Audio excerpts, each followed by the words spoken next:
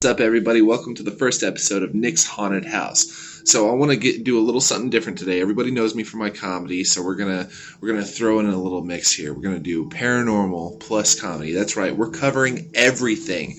We're covering ghosts. We're covering UFOs. We're covering cryptid. We're covering government conspiracies. Everything in the bag. Okay. Let's hope I don't end up being black bagged after this. So what I want to do is I want to start off by doing each individual state. Like, that's right, all 50 states, but we're going to do one episode per state. So we're going to start off with my home state of Indiana. That's right, I'm a Hoosier. And we're going to start off with something like I've got a list right up here. We're going to start off the top of the list with the Rivoli Theater. That's right, the Rivoli Theater, which is actually in my hometown of Indianapolis. So we're going to read off the list.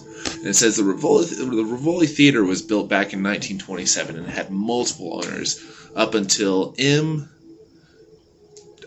not even going to attempt that. M. Chulchian, Chulchian, purchased the theater in 1976. For years, patrons visited the theater, enjoying quality entertainment. Based on stories from former employees and patrons, the location is one of the most haunted places in Indianapolis. Witnesses claim to have heard toilets flushing and sinks turning on and off without anyone visibly present. So at least the ghost is clean, okay? He cares about personal hygiene. Alright. Objects have been spotted moving on their own, and the ghosts of women in fancy dresses and men in tuxedos have appeared in theaters. Like I said, they like to dress to the nines in the afterlife, alright? They're wearing their fedoras, they're wearing their zoot suits, their cocktail dresses, and they're just looking to have a good time. Some people claim part of the paranormal activity is due to the theater being built on an Indian burial ground. That is very possible. A lot of people don't know this, but Indiana actually means the land of the Indians. Okay, that's what it translates to. I have not actually heard a lot about this theater, but from the looks of it, it actually looks like it was torn down actually before I was born. So we're going to go ahead and move over to the next place on the list, which is actually a very, very famous spot in downtown Indianapolis, and that's the Slippery Noodle Inn. Everybody knows about the Slippery Noodle Inn. As a matter of fact, if you go in, like I've actually been in this place myself, and if you go into this place, like there's a little back area. Okay, so I'm going to give you a little perspective here.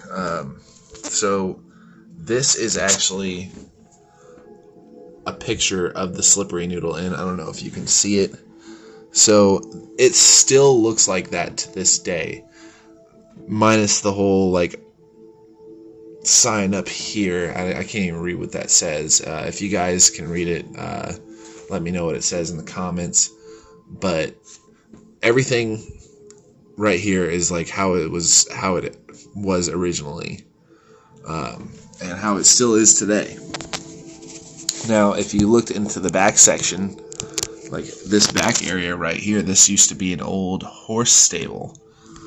So, legend says that one of the frequent patrons of this establishment was Johnny Depp's character in Public Enemies, John Dillinger, who was a very famous bank robber back during the 1920s, 1930s. And if you go into this back area and you look to the right, once you pass the doorway, there's a brick wall. And inside that, like in that wall, you'll see hollow points, like bullets, hollow point slugs that are like permanently engraved into that wall. I don't know why I keep looking over there. There's nothing over. There's no wall. There's just blank space. But you'll see bullets dug into that wall. And the legend is that John Dillinger used to get drunk and take the bottles that he had drank from out into this horse stable and use them for target practice. So, automatically, right off the bat, this is one of my favorite places. Love going here. So let's read a little bit more about the history of the Slippery Noodle. If you guys haven't noticed, I've actually got some ambience playing in the background, a little bit of creepy music just to get you guys going. It says the Slippery Noodle Inn has been around since it was founded in 1850. That's right, 1850 is the oldest bar in the state of Indiana that is still running today. It has had many names and served as a bar, restaurant, theater, and stop for the Underground Railroad. Ooh. All right, that's pretty dope. The Noodle is also home to numerous ghosts, courtesy of its lengthy history. People have claimed to see the ghosts of slaves who died in search of freedom, as well as the ghosts of prostitutes murdered on the premises. That's right, they're still out there, man. Those ladies of the night still trying to get that money, get those dollars. It says other witnesses have reported seeing cowboys and caretakers of the Noodle on the property. Hey, just because you're drunk doesn't mean you can't have a good time, right? You still gotta get a little tipsy in the afterlife. So I haven't personally seen anything while I was there, but I have heard stories of like people getting pushed over or glasses falling off the bars. Like some people will report seeing like it says over here, cowboys and caretakers of the Noodle, and I gotta admit, if I was still drinking today and I ended up dying like while I was still drinking, I would probably be haunting a bar. Like let's face it, like you gotta have a good time if you're not in heaven, you gotta have a good time in the afterlife. So yeah, a bar is where I go. So the next spot that we're gonna look at is gonna be the Wheeler Stokely Mansion. I've actually never heard of this place, so it'd be interesting to see what other little folklores and other stories go around in my town. So here it says the Wheeler Stokely Mansion is a 2.5-story home built in 1912. The mansion had multiple owners, including Frank Wheeler and William Stokely. At one time, the property offered residents and visitors an opportunity to enjoy the mansion's Japanese gardens, a tea house, a dog walk, and more. Now those making sorry, I'm a little bit flustered. I've done like 10 takes of this, so you gotta give me a little wiggle room. Now those making their way to the mansion can enjoy the beauty of the grounds, as well as the possibility of seeing a woman with brown hair running out the door to get into what they assume is a carriage. Oh no.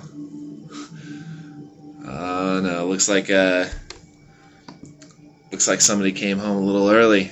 Got to make that quick escape,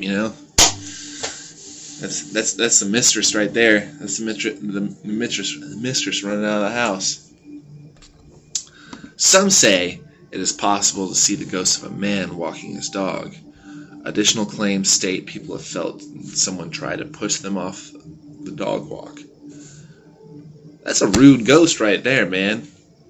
Granted, it's kind of, it's kind of honorable that he spends his afterlife with his dog, but don't be rude about it. Like, if somebody's in the way, just walk around. Don't be like, get out of my way, I'm dead, I got stuff to do. So, yeah, that rude ghost dog walkers. That's going to be the topic of that's going to be its own segment in itself. Just rude ghost dog walkers. So we're going to go ahead and move on to the next on the list, which is Marion University. Marion University ranks among the most haunted places in Indianapolis due to a couple of historic buildings on the campus. There's the Allison Mansion and the Wheeler Stokely Mansion. Both of the mansions have had multiple reports of objects moving, cold spots, as well as sightings of different ghosts wandering around the structures. One of the ghosts is said to be that of a baby. Oh, baby ghosts. That would creep me out. Nope. I can deal with adult ghosts all day. maybe even teenager ghosts, but you get into like toddlers and babies and I'm out. Nope, nothing creepier than a kid. Marian University definitely offers more than just a traditional education for anyone visiting the historic college. I will say so. Ghost babies. Let me say that again. Ghost babies. Nope. Ooh. So, next on the list, we have the Indiana Repertory Theater. If you're from Indiana and you're watching this video, actually if you're from Indianapolis and you're watching this video, you know automatically what this place is. I'm going to go ahead and turn it around again and show you guys. This is actually, I believe this is on the Circle downtown.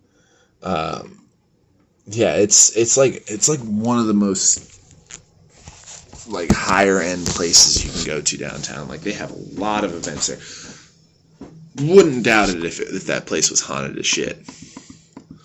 Okay, so I'm gonna read it off. The Indiana Repertory Theater has been home to countless performers since 1972, with so many actors, directors, set designers, and more passing through the doors of the IRT, as some call it. There's bound to be some paranormal activity. Yeah, no shit. Like, that's one thing you'll get to know about, like, performers and actors and singers. We're always down for the drama. Being a ghost, that would be our main thing. Like, if I could be a ghost, I would be a comedic ghost. Like, I'd make you laugh even though I'm dead. Okay, so it says the story told most frequently by people visiting the theater is that of a former director. According to the stories, one of the directors working at the theater enjoyed jogging. If he was unable to jog outside due to poor weather conditions, he would just jog inside in the theater. Man, that guy is dedicated to fitness. Like, he even dead, he's trying to get like he's trying to run the Boston Marathon or the 500 marathon by himself. I guarantee he probably died of a heart condition. Like, he died probably while running. Like, good. I guess good for him. Good for him for keeping up those gains. Sadly, on one of his outside jogging excursions, he was the victim of a hit. Oh, well, like I said, he was jogging. He was jogging when he died, but he did not die of a heart attack. He died of a hit and run and did not survive. So, R.I.P. my dude. That's what you get for freaking jogging. Former employees and other witnesses say it is possible to hear the sound of creaking floorboards when he is spotting jogging around the interior of the theater. That is I would be freaked out. Like, if I'm just, pushing a broom at night, and, I'm in, like, the projector room or some shit like that, and I see a dude, like, just pop out of nowhere and start running at me, I'm out. Nope. Nope. Alright, so next on the list is the Allison Mansion. Once again, this is a place I've never really heard of, so we're going to read through it, and I'm going to discover things with you guys. The Allison Mansion. James Allison was a successful man in the plane and auto industry, so this dude flew and drove. He and his first wife, Sarah, made the decision to purchase 65 acres in the early 1900s. By 1913, the Allison Mansion was completed. The mansion and the grounds were elaborate and fit the taste and desires of wealthy individuals of the time. So this was like some Great Gatsby-looking lovers. Allison's life took a turn when he fell in love with his secretary. Ooh, Lucille Musette. Had himself a little side piece. All right. Lucille Musette. He quickly divorced Sarah and married Lucille. God, man, this guy goes around quick. Unfortunately, Allison ended up dying of pneumonia not long after the two were wed. Oh, that sucks. Yeah, that would suck. Like, your husband divorced you, and then you're like on your deathbed from pneumonia. Now a historical landmark and part of the Marion University campus, with the mansion is not without its share of haunted claims. I bet it's freaking haunted, man. Like, if I'm dying of pneumonia and you divorce my ass and get married to our freaking secretary, I'm coming back to haunt you. Some of the claims include hearing voices in the attic, objects moving about, and sometimes disappearing entirely. At one point, claims were made that furniture and books in the library were rearranged completely. Now that is good haunting, because it's not like spooky haunting. Like, it's something I would do. Like, if I'm haunting somebody, I'm moving shit around just to make it inconvenient for you, not to scare you, just to get you really pissed off. Like, if you place your car keys down, I'm going to put them on the top of the roof. Yeah, good luck finding those keys. Yeah. The scariest, if not the saddest, claims about the mansion include hearing the screams and cries of a little girl that allegedly drowned in the mansion's basement pool. Nope. Nope. Once again, little girls, I'm out. I'm done. I'm out. I'm not going to this place. Some witnesses have claimed they have even seen the young girl's ghost on the property. Yeah, no, not going. I've seen The Shining. I've seen The Exorcist. Anything that has to do with kids. Nope. Not doing it. Like, we'll cover this. We'll cover this at the end of this episode. So the next spot we're going to go to is the Indiana Athletic Club. Sorry, Indianapolis Athletic Club, not Indiana. Apparently a whole different thing. So, as far as picture-wise, it doesn't really show much. It's just a door. Come on, dude. The Indianapolis Athletic Club has been around for almost 100 years. It is a historic building that offers a variety of condominium options. They have condos in this place? I don't know. And all the perks. Residents have access to many sought-after amenities, including a fitness center, basketball gym, a virtual golf range, and other things. One thing the Indianapolis Athletic Club offers its residents may not be their favorite thing. The building is also home to a ghost. The ghost was a firefighter who died while on call to the building back in 1992. Whereas many lives were saved in the blaze, he was overcome by smoke when a flashback occurred. I don't know exactly what a flashback is. I'm not going to make any jokes about that. I don't really like joking about first responders who lose their life in the line of duty. Big ups to this guy. I hope he finds the light, does whatever he has to do to get over to the other side. Next one on the list, we have actually a very famous one in the Indianapolis area. It's called the Hannah House. So the Hannah House is like, if you drove past it, you wouldn't even know about it. But it is deeply set into Indiana's history. So we're going to go ahead and start reading off the article. When looking at haunted places in Indianapolis, one would be remiss if they did not visit the Hannah House. Built in 1858, the Hannah House was not only the home to Alexander Hannah, but it was also one of the stops in the Underground Railroad. Pay attention, because this is a big thing through history. So, although Hannah successfully helped some people escape, the Hannah House was also home to a horrible tragedy. A fire broke out in the basement when an oil lamp tipped over, trapping and killing the slaves. It is rumored Alexander Hannah has buried the remains of the slaves in the basement, so no one would be aware of his participation in the Underground Railroad. The mansion was repaired, but that does not stop the slaves who died in the fire from making their presence known to guests.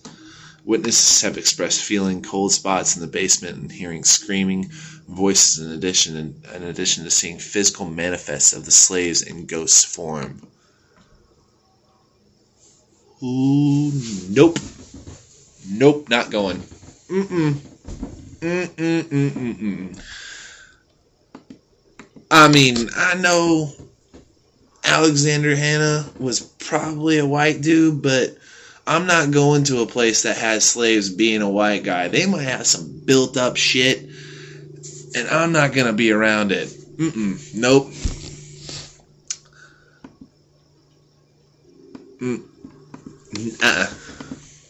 So, I've heard a lot about this place. And I say I'm not going. I've actually been there a couple times, and it is an amazing place. And you get that like weird feeling, like when you're actually around the house, because they do tours of the house. You get that weird feeling when you're walking around the house that like somebody's right behind you, or like somebody's staring at you, and like you just want to finish the tour as fast as possible and like, okay, let's get the fuck out of here. So we're going to go ahead and move on to the next one, which I've actually never heard of before, the Paul Ruster Park Cemetery. Early in the 1800s, the Paul Ruster family lived on what is now the Paul Ruster State Park and Cemetery. The family also farmed on the land. According to stories, a child was killed on the property while playing near the train tracks. Keep your kids away from train tracks, people. Seriously. It's like every other story I read was like some kid dying on the train tracks. I'm gonna start a GoFundMe, a petition, if you may, to keep some like big ass walls around train tracks, just to keep you dumbass people from letting your kids play around there. According to stories, a child was killed on the property while playing near train tracks. The ghost of the boy, who was only 12 years old when the tragedy struck, is often seen wandering around the grounds.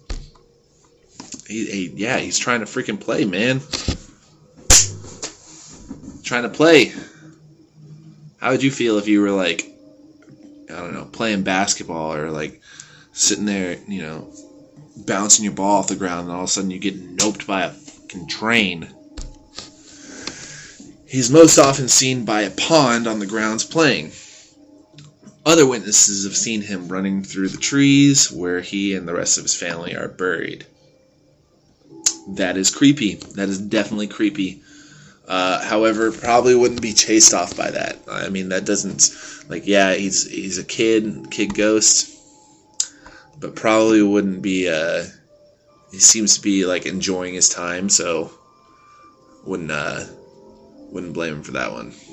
There are people who have heard the sound of his harmonica being played as well. One of the most unique claims by the investigator is supported with an EVP recording. Holy shit. They caught it on record. I gotta, you know what? I'm gonna try to search this EVP down and see if we can play it for you guys. The recording is that of a young voice saying, "Yeah, I'm here behind." Ooh, it says, "Yeah, I'm here behind you." That would creep me out. Yep, definitely. That is me running to the car faster than you. Like I weigh over 300 pounds, and I don't care if you're a Kenyan, I'm beating you to the car. I shouldn't say Kenyan, I should say like a really skinny, fast dude. The recording is that of a younger voice saying, "Yeah, I'm here behind you." When the investigator called out for him by the name on the grave, John W. King. So that was the kid's name, John W. King. Others have captured their own unexplained voice phenomena when they have visited the location. I'm going to go ahead and put a stop to this. I am not going to that location. Even though, like, the kid doesn't seem that creepy, still, that last part, that, "Yeah, I'm here behind you," that would creep me the fuck out. So, on to, actually, this is number one. Mind you, all the places that I've been talking about so far, this is just in Indianapolis alone. So we're going to do another episode, part 2 of Nick's Haunted House that is going to go over the entire state. And I'm going to do that for every single state. We're going to have your state capital and then everything that happens around the state. So that way we can draw it out a little bit more and get more in detail. So the last one on the list is going to be Indiana Central State Hospital. And I know a lot of you local guys, a lot of everybody on my friends list from Indianapolis has heard about this.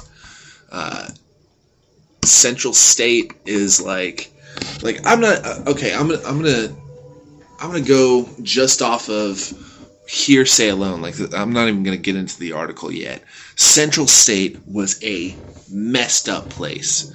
It was an insane asylum for people with depression, people that were suffering from autism. Basically, if you weren't right, if they thought you weren't right in the head, you went to Central State, and they did some messed up shit there. Like, we're talking about like lobotomies, like they were sticking needles into your head and like scrambling them around. They were performing electroshock therapy, where they would take like those paddles that you see in like ER rooms, the clear, like they were sticking that to your head. Basically, they tortured these people, and yeah, I wouldn't doubt it. I wouldn't doubt. Usually, when it comes to haunted locations, they're either A, the place where the person was the happiest, or B, the place where the person had experienced the most turmoil. And yeah, I could see why this place would be haunted as fuck. So I'm going to go ahead and start reading the actual article. It says the oldest mental asylum in Indiana is also among the most haunted places in Indiana. Never mind Indianapolis in Indiana. Okay, so it says haunted places in Indiana. Never mind Indianapolis. Opened in 1848, the Indiana Central State Hospital was built specifically to treat the mentally ill. A lot of good they did. Housing as many as 3,000 patients at its peak, stories of subpar and even abusive treatment of the patients began circulating. Point proven right there. Like, I literally just gave you a story of how these patients used to be abused, and even in the article it states that there were other stories of patient abuse. It says conditions in some areas of the hospital were well below proper health standards, as was the treatment of the patients. Despite stories of patients being chained to the walls of the dark basements, the hospital remained open. Wow, I did not know that. Yeah, that's straight up that's like, what they should have done is close down this place as a mental institute and reopen it as a second Gitmo. That's like some that's like some war crimes right there. With a horrible past filled with abusive torture and improper treatment, the notion of hauntings at this hospital is not that hard to believe. Yeah, no shit. Since its closure in 1994, countless ghost hunters have ventured into the hospital to validate the paranormal activity claims. Now, off topic, not really off topic, but we're gonna go over another part here. This place, Central State, has actually been torn down, and some genius real estate developer decided to build apartments there. What the actual fuck? Yeah, so if you ever think about moving to Indiana, just be careful where you rent an apartment at.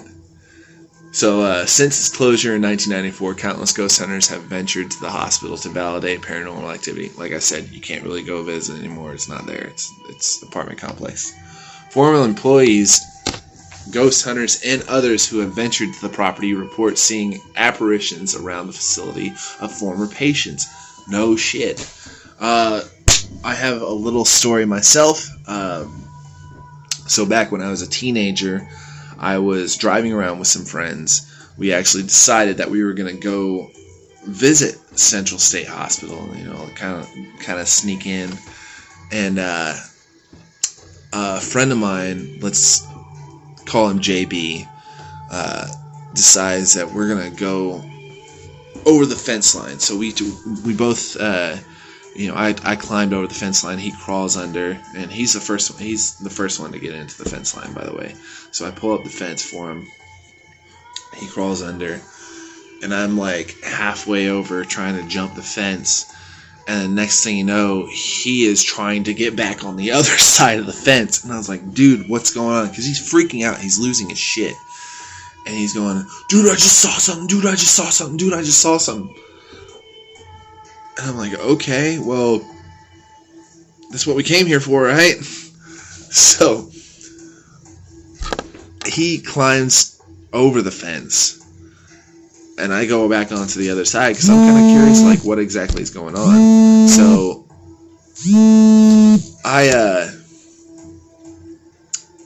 I go searching around on like this other side of the building, and I actually brought a little flashlight with me, so I'm shining my light around, and I look over,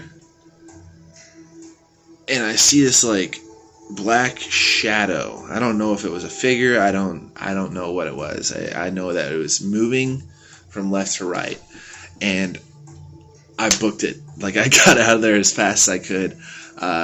I don't even think I climbed over the fence. I just like hurtled over it, and we both ended up like screaming all the way back to the car.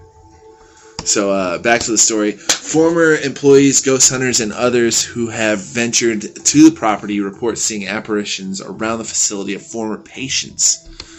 Other reports states machinery and electric devices would turn on of their own volition. Screams from the basement have been heard, and spotting orbs is a common occurrence. Yeah. So, that is a little bit of insight on the paranormal, for lack of a better term, paranormal activity that happens around the city of Indianapolis alone. Indiana's a different story. That's a different mountain that we gotta climb. I'm excited. I'm ready to do some paranormal comedy with you guys.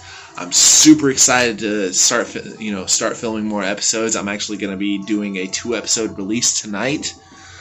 So just stay tuned. If you're already a fan of Who's Your Daddy, go ahead and like and subscribe. Or if you're not already a fan of Who's Your Daddy, go ahead and like and subscribe, and you'll get to see the brand new content. I'm gonna try to get some merchandise out for you guys. We're not only doing paranormal podcasts, we're doing just regular comedy podcasts. We're doing a different variety of shows, so you get a little bit of everything. So thank you, and I'll see you on the next episode.